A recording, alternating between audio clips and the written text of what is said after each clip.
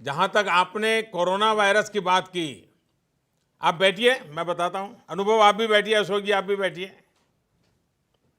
जहां तक आपने कोरोना वायरस की बात की, तो ये सही है कि बहुत से लोग इसे लेकर बहुत चिंता में है।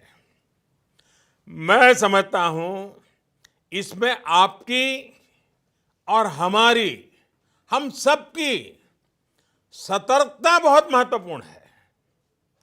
चाहे केंद्र सरकार हो या हमारी तमाम राज्य सरकारें हो या म्युनिसिपैलिटी हो, ग्राम पंचायत हो, सभी इस मामले को लेकर उचित इंतजाम और देखरेख में जुटे हुए हैं। हमारे पास कुशल डॉक्टर और मेडिकल स्टाफ भी है, संसाधन भी है और जागरूक आप जैसे अनेक नागरिक भी हैं। हमें बस अपनी सावधानियों में कोई कमी नहीं आनी देनी चाहिए और ये भी समझ लेना चाहिए कि सावधानियां क्या है। बड़ी बड़ी बातें नहीं है जी। ये अलग अलग माध्यमों से आपको शायद पता भी चलता होगा, लेकिन हम सुनते हैं, एक कान से दूसरे कान से निकाल देते हैं। मैं फिर से एक बार, जब आपने मुझे पूछा है तो मौका ले लेता हूं और आपके माध्यम से देश के सभी नागरिकों के लिए वो सारी बातें मैं दोहरा रहा हूं और मैं कहता हूं कि आप भी याद रखिए और हर स्कूल में, कॉलेज में, सब जगह पे बताइए। देखिए क्या करना है। एक तो हमें बिना जरूरत के कहीं इकट्ठा होने से बचना होगा और दूसरा, हमें बार बार जितना हो सके अपने हाथ धोते रहना चाहिए और बराबर सफाई करनी चाहिए। अपने चेहरे को, अपने नाक और अपने मुंह को बार बार छूने की हमारी जो आदत है, अब थोड़ा उस आदत को बदलना होगा। जितना हो सके इस आदत को हमें कंट्रोल करना है और धुले हुए हाथों से ही अपने मुंह को टच करना चाहिए। जानकारों का कहना यह है कि ये खांसते या छींकते समय जो छींटे निकलते हैं, सांस के साथ ऐसे छोटे छोटे छोटे बिंदु निकलते दिखते भी नहीं है, उसमें जो भी संपर्क में आता है उसे ये फैलता है। ऐसे में जिस भी चीज पर ये छींटे गिरते हैं उसमें ये वायरस कई दिनों तक जीवित रह सकता है। इसलिए बार बार साबुन से हाथ धोना बहुत जरूरी है।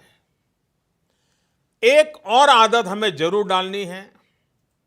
अगर खांसी और छींक हमें आती है तो कोशिश यही करनी है कि दूसरों पर इसके छींटे न पड़े और जो कपड़ा या रुमाल हमने छींकने के समय इस्तेमाल किया होता है उसे भी दूसरों के संपर्क में न आने दें। साथियों,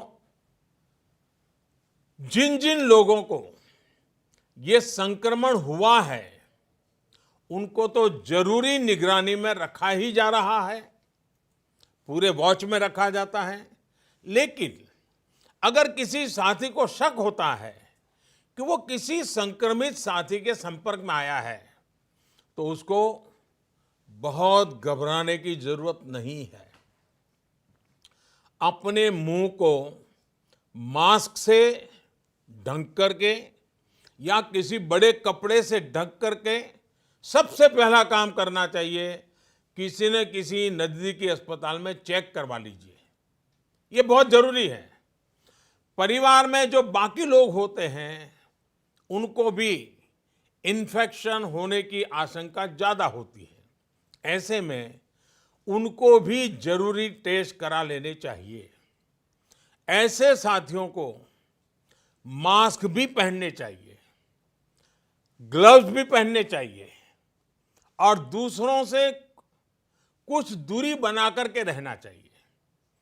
मास्क पहनना है या नहीं पहनना है, इसे लेकर जानकारों की अलग अलग राय है, लेकिन ध्यान यही रखना है कि खांसते या छींकते समय जो हवा निकलती है, उसके साथ जो छोटे छोटे बारीक ड्रॉप्स निकलते हैं, ड्रॉपलेट्स, वो दूसरों पर न जाएं। वैसे मास्क पहनते समय भी एक चीज ध्यान रखनी है, मास्क को एडजस्ट करते हमारा हाथ बार बार मुंह को छूता है। इससे बचाव की जगह इन्फेक्शन फैलने की आशंका बढ़ जाती है। साथियों, ऐसे समय में अफवाहें भी तेजी से फैलती हैं। कोई कहता है ये नहीं खाना है, वो नहीं करना है। कुछ लोग 4 नई चीजें लेकर के आ जाएंगे कि ये खाने से कोरोना वायरस से बचा जा सकता है, ढीकना करने से बचा जा सकता है। मेरी सभी देशवासियों को प्रार्थना है, मेहरबानी करके इन अफवाहों से भी बचना है। आपको कुछ भी लगता है, जो भी करें, अपने डॉक्टर की सलाह से ही करें। हम स्वयं डॉक्टर न बन जाए। और हाँ, पूरी दुनिया आजकल नमस्ते की आदत डाल रही है। अगर किसी कारण से हमने ये आदत छोड़ दी है, तो हम भी हाथ मिलाने के बजाय इस आदत को फिर से डालने का भी मैं समझता ये उत्तम समय है। नमस्ते करके ही एक दूसरे को ग्रीट करना चाहिए। तो मुझे विश्वास है कि छोटी छोटी बातें हैं, शायद डॉक्टर लोग भी आपको यही बताएंगे। आप भी सबको यही बताइए। डरने की जरूरत नहीं है, भय पैदा करने की जरूरत नहीं है, अफवाह फैलाने की जरूरत नहीं है। बस इतनी सी चिंता करनी है।